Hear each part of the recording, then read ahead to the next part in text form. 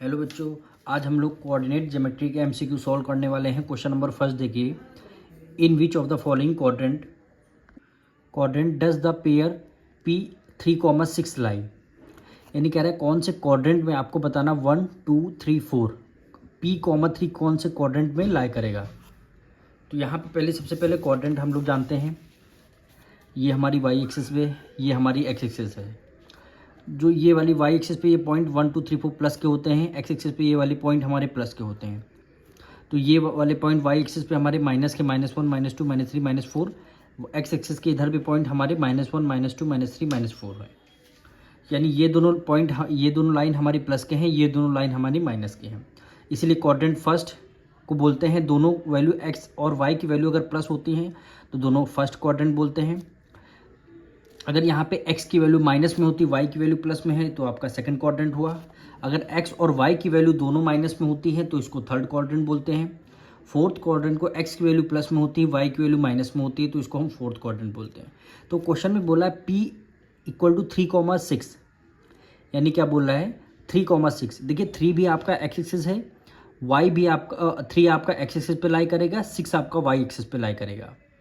जो पॉइंट होते हैं 3 आपका एक्स एक्सिस पे और 6 आपका वाई एक्सिस पे, तो दोनों पॉइंट देखिए यहाँ पे प्लस प्लस हैं। तो प्लस प्लस कौन से होते हैं, एक्स और वाई एक्सिस दोनों देखिए प्लस प्लस हैं, तो इसको क्या बोलेंगे फर्स्ट क्वाड्रेंट हुआ आपका। तो ये किसके बीच में लाई करेगा, फर्स्ट क्वाड्रेंट, यानी ऑप्शन नंबर ए क्या हो जाएगा आपका करेक्ट हो जाएगा। अब और क्लियर करते हैं, सेकंड ऑप्शन में आते हैं। कह रहा है in which of the following quadrant does the points -7, -1 lie. अब देखिए -1 आपका एक्स एक्सिस पे लाई करेगा, -1 आपका वाई एक्सिस पे लाई करेगा, यानी एक्स और वाई दोनों की वैल्यू हमारी माइनस में है।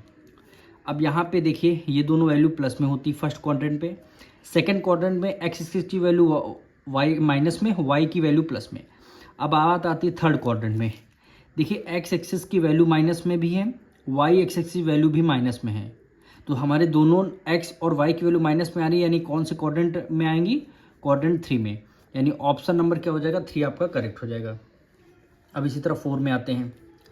कह रहा है in which of the following quadrant does the point 2, -3, यानी 2 आपका क्या हो जाएगा एक्स एक्सिस के, -3 आपका वाई एक्सिस पे।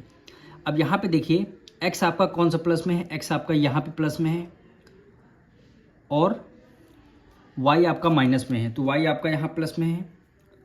तो आप ये देखिए x आपका यहाँ पे x एक्सिस सबसे पहले लेते हैं, तो x की वैल्यू यहाँ प्लस में आएगी, y की वैल्यू यहाँ माइनस में आएगी। भाई कोई क्वाड्रेंट अगर यहाँ पे आपने लिख लिया, सपोज करिए 2, -3, ठीक, तो x की वैल्यू क्या है 2 हो जाएगी, y की वैल्यू क्या हो जाएगी -3, तो इसको नीचे लाएंगे, ये यहाँ -3 हो जाएगी। तो हम क्या करेंगे, सबसे पहले x एक्सिस के कोऑर्डिनेट लिखते हैं, x की वैल्यू 2, y की वैल्यू -3, यानी कौन सा क्वाड्रेंट हो रहा है 4 क्वाड्रेंट, यानी ऑप्शन नंबर डी क्या हो जाएगा आपका करेक्ट हो जाएगा।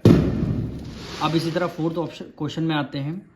कह रहा है in which of the following quadrant does the point -4, -1, -4 आपका एक्स एक्सिस पे आएगा, 1 आपका वाई एक्सिस पे आएगा।